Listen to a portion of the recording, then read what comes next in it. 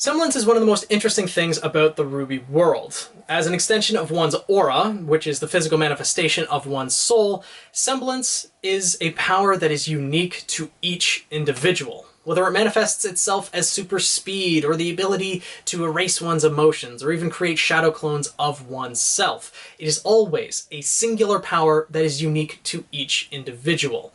Now, there are cases where semblance can be very similar between two people. For example, strength augmentation. When we look at Nora and Yang, the end result of their semblances is very similar. They simply increase their own physical power, though the triggers are very different between the two, and the end results of their powers might be differing in the final power level that they can actually reach, though we don't know for sure.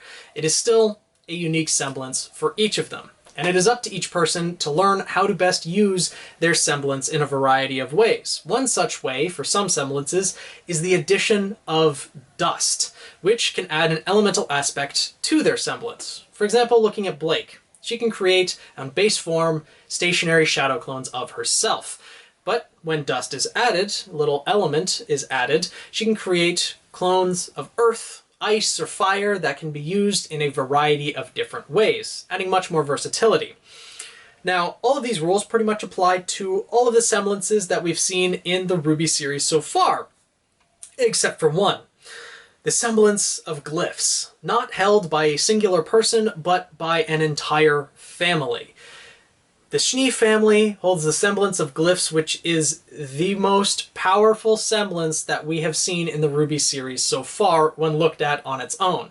Jean's aura amplification is a whole other story, but that might need other semblances, etc. But glyphs on their own are extremely versatile and extremely powerful. In base form, they can be used as platforms to hold people in place or to help people, for example RWBY, run up the side of a cliff and decapitate a Nevermore, as we saw in Volume 1. Dust can be added to augment these glyphs. For example, gravity dust can be added to create the black glyphs that are good at pushing and pulling things, utilizing gravity. And then we can add lightning dust to it to create the yellowish glyph that is used for time dilation, allowing people to be accelerated forward at a very fast rate, as we saw in Volume 2 when Blake was fighting the Atlesian Paladin. So all of these so far could still be considered just augmentations of base form glyphs, since they involve momentum. However, when we look at the most powerful ability that the glyphs have, which is summoning, that all gets pretty much thrown out the window. Summoning is something that is on a power level of a semblance that we have not seen in the RWBY series other than what Weiss and Winter are capable of. They can summon past enemies that, as Winter put it, have pushed them past who they were to become who they are. And Weiss being able to summon the Armagigas alone is enough to give her semblance more power than anything we've seen so far. But then she can also summon the Queen Lancer and the Borbatusk, giving it so much versatility that's probably not going to be the only summons that we see in the series so far. I hope it's not. I hope she gets more, but that's beside the point.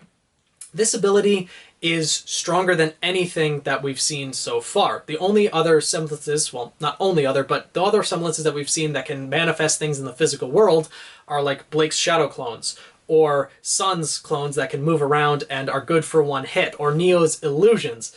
Nothing on the same scale as summoning. And summoning is something that does not utilize dust in any capacity. We saw that back in Volume 5 when Weiss was captured by Raven. She had her weapon taken away, she had no dust on her, and she was able to summon the Armagigas to break herself out of her bonds. And then it grew in size to protect her when Yang showed up and they were defending themselves against the bandits. So yeah, something that is just her own power, that is so unique and powerful, is way beyond anything that any other people have in the RWBY world, at least that we've seen so far. And there might be a reason for this. There might be a reason why the semblance is hereditary, why it's so much more powerful than other semblances. And that is, of course, a result of magic. That Weiss and Winter both have a connection to the Winter Maiden.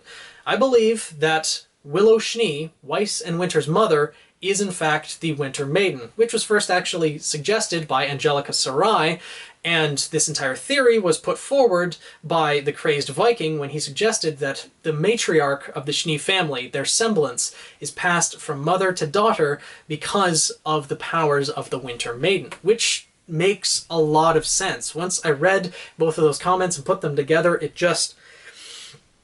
makes a lot of sense. It makes a lot of sense. Like, look at the naming scheme that they've all taken. They all are very similar to winter. There's a very ice aspect to the Schnee family. Of course, having the daughter named Winter could be a reference back to the mother wanting to name her daughter Winter after the initial person who the powers originated from. The Winter Maiden, named after the original possessor, named Winter.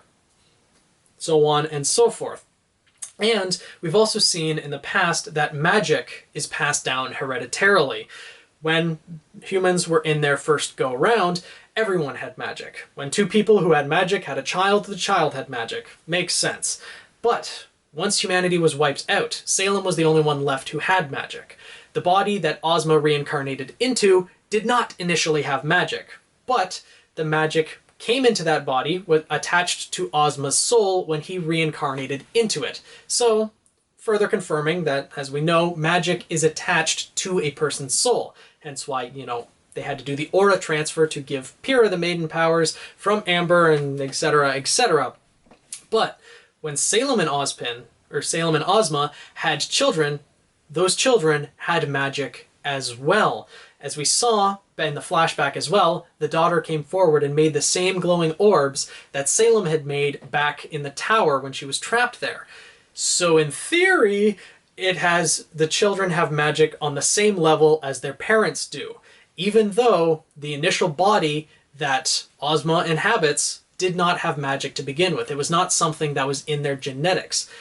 Magic is attached to the soul, and apparently something of the soul is passed on hereditarily, which is something very interesting once I started looking into this that I found out. Now, what would happen if someone with magic, maybe not to the same extent that the people had back in the first generation, maybe just a portion of magic, say a maiden, were to have a child with someone who has no magic to begin with, but has the base powers that humans have in the, I guess, second generation of humans, which is just aura and semblance? Well, the magic might manifest itself in the children in the exact same way, keeping the semblance the same in the children and augmenting it in the powers of said semblance. Now, with the Winter Maiden, each of the maidens are tied to a specific ideal or a specific power that is present in the world. The Winter Maiden is tied to the relic of creation. Now, this summoning ability seems very representative of that ability. From nothing, a giant Grimm, a giant defender, a giant being can be created through this semblance. It's not permanent, well, hence why it's not on the level of the relic of creation, etc., but it is still a form of creation. Yes, other semblances can be thought of as a way of creation, but look at Sun's or Blake's or Neo's. That's nothing permanent. That's nothing even really that tangible. Like, Sun's semblances are see-through, Blake's are shadow, Neo's are just illusions.